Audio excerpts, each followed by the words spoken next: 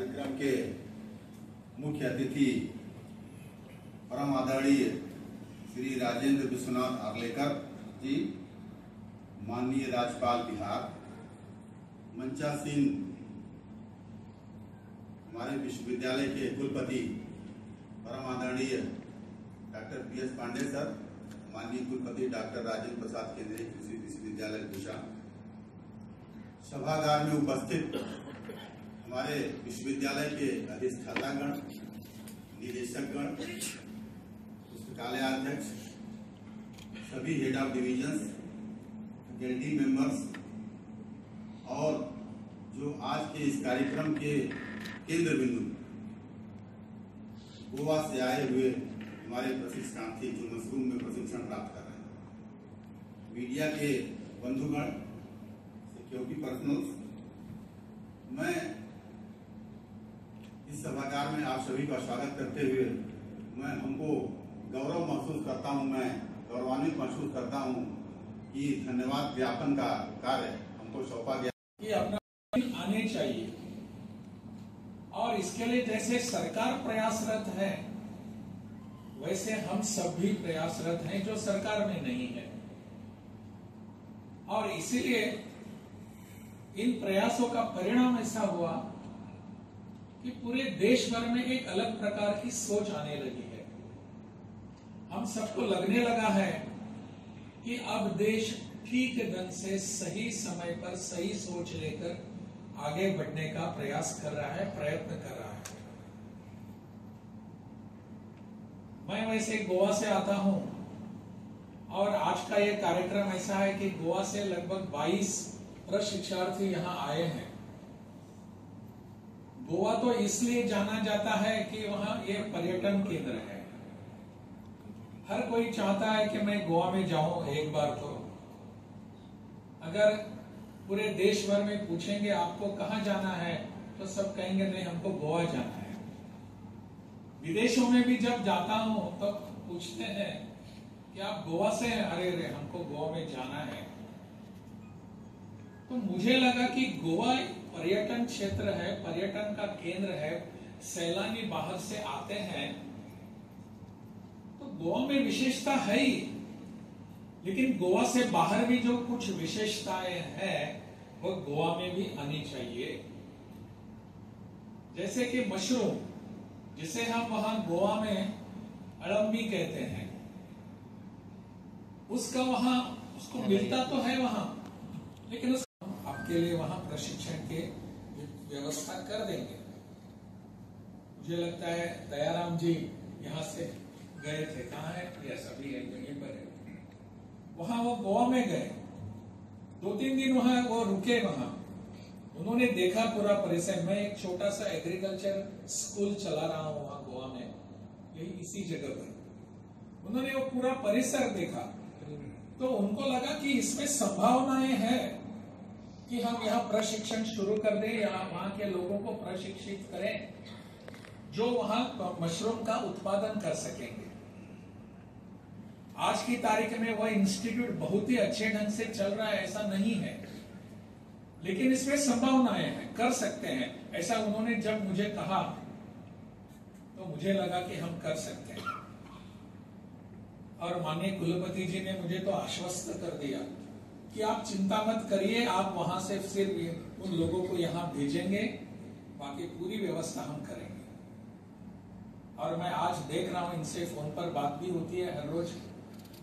मैं पटना में हूं, ये यहाँ है पूसा में, और वो बताते हैं कि बहुत अच्छे ढंग से यहाँ प्रशिक्षण चल रहा है। और इस प्रशिक्षण के माध्यम से, जब आपके आशीर्वाद से जब ये प्रशिक्षणार्थी गोवा में जाएंगे तो वहां कुछ ना कुछ शुरू करेंगे। जैसे कि कुलपति जी ने अभी उल्लेख किया कि FPOs बन सकते हैं, फार्मर्स प्रोड्यूसर्स ऑर्गेनाइजेशंस। ऐसे FPO भी बन सकता है इनका, और सब लोगों को साथ में लेकर कर सकते हैं, प्रोडक्शन कर सकते हैं, स्पॉन का प्रोडक्शन हो सकता है, उसका उत्पादन करके वहां डिस्ट्रीब्यूट कर सकते हैं। ये अभी यहाँ आए हैं, यहाँ ट्रेनिंग लेकर जाएंगे। अभी आप सब मास्टर ट्रेनर्स बन जाएंगे, दूसरों को ट्रेनिंग आप दे सकेंगे और आप इतना अच्छा वहां नाम कमाएंगे कि अरे इतना अच्छा हमको प्रशिक्षण दे रही है, कहां से शिक्षित होकर आए हैं। बहुत ही गर्व से वो कहेंगे कि doctor Rajendra Prasad agriculture university Usha से हम प्रशिक्षित होकर आए हैं। हमारे इस विश्वविद्यालय के लिए गर्व की बात है। गोवा जैसे सुदूर और छोटे से प्रदेश में जाकर राजेंद्र प्रसाद यूनिवर्सिटी का नाम वहां आ जाएगा। मुझे और एक बात उन्होंने आश्वासन दिया है कि वहां हम एक अच्छा केंद्र सेंटर शुरू करेंगे जिसके माध्यम से पूरे गोवा को हम कैटर कर सकते हैं, गोवा के लिए सब लोगों के लिए ट्रेनिंग भी दे सकते हैं, वहां उत्पादन भी कर सकते हैं। ऐसे होने से पूरे देश भर में अपने मशरूम की जो आवश्यकता है वो उसकी पूर्तता हो जा सकती है। मैं यहां आने से पहले मैंने कहा कि हिमाचल में था तो मुझे लगता था कि वहां सोलन में जो केंद्र है वो सोलन ही वहां पूरे देश भर का सबसे बड़ा मशरूम उत्पादन केंद्र है, ऐसा मुझे वहां बैठकर रखता था।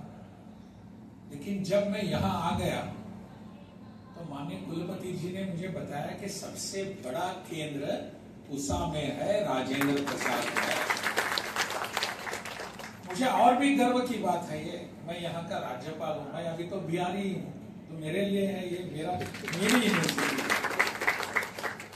तो मुझे लगता है कि मुझे गर्व है कि मेरे प्रदेश की एक यूनिवर्सिटी, एक विश्वविद्यालय पूरे देश भर में प्रसिद्ध है और सबसे ज्यादा प्रोडक्शन यहीं से होता है। हम पूरे देश के लिए मार्गदर्शन कर सकते हैं, पूरे देश भर के लिए। तो इसको ध्यान में रखकर हमने यहाँ और दयाराम जी से उन्होंने जो मुझे मार्गदर्शन किया उनका मैं बहुत आभारी हूँ, उनका अभिनंदन भी करता हूँ कि उन्होंने जिस ढंग से मुझे बताया, मुझे लगा कि यहाँ के गोवा से लोग यहाँ आकर प्रशिक्षित हो सकते हैं। ऐसे बहुत सारे बातें हो सकती है। राजेंद्र प्रसाद विश्वविद्यालय केवल इसके लिए ही जाना जाता है ऐसा नहीं, अनेक प्रकार के यहाँ उत्पादन होते हैं। पिछली बार जब मैं यहाँ आया था मुझे लीची का शहद दिखाया था और उसके पोस्टर का मैंने अनावरण भी किया था, विमोचन भी किया था। वो लीची का शहद और क्या शहद था, सहजन का था। बहुत सारे ऐसे उन्होंने उत्पाद मुझे दिखाए यहाँ बाहर से जाकर ही। तो मुझे लगा कि अपना यह राजेंद्र प्रसाद विश्वविद्यालय पूरे देश के लिए मार्गदर्शक विश्वविद्यालय बन सकता है, केवल मशरूम के लिए नहीं, बाकी सब उत्पादों के लिए। अनेक यहाँ की जो गतिविधियां देखकर मुझे लगा कि जैसे उन्होंने कहा, अभी कितने प्रदेशों से आपका संपर्क है? 27 तो अभी सब प्रदेशों में जाना है और जाकर इस विश्वविद्यालय का नाम वहां जाना है। और आप, मेरी इसमें कोई मुझे शक नहीं है, आप इसके लिए पूरी तरह कार्यरत है, प्रयासरत है। बहुत ही अच्छी बात है। आपको इस ढंग से देखकर मुझे बहुत प्रसन्नता हो रही है, आनंद हो रहा है कि इस प्रकार के यहाँ प्रशिक्षण होते हैं। इस प्रकार के प्रशिक्षण करने के लिए आप सब इच्छुक भी होते हैं। मैंने अभी यहाँ आने से पहले माननीय कुलपति और बाकी सब लोगों से बात कर रहा था। इन्होंने पिछली बार जब मैं यहाँ आ गया था तो नेचुरल फार्मिंग के स्कूल का उद्घाटन भी हुआ था। आज की तारीख में नेचुरल फार्मिंग, प्राकृतिक खेती, अगर गोवा की भाषा में मैं कहूं तो नैसर्गिक खेती, जिसमें केमिकल फर्टिलाइजर्स का उपयोग नहीं करना, इसके लिए कितनी बड़ी मात्रा में हम कर सकते हैं। मैंने कहा कि अभी हिमाचल से जब मैं आ गया, लगभग 2 लाख किसान नेचुरल फार्मिंग का प्रयोग कर रहे हैं वहां।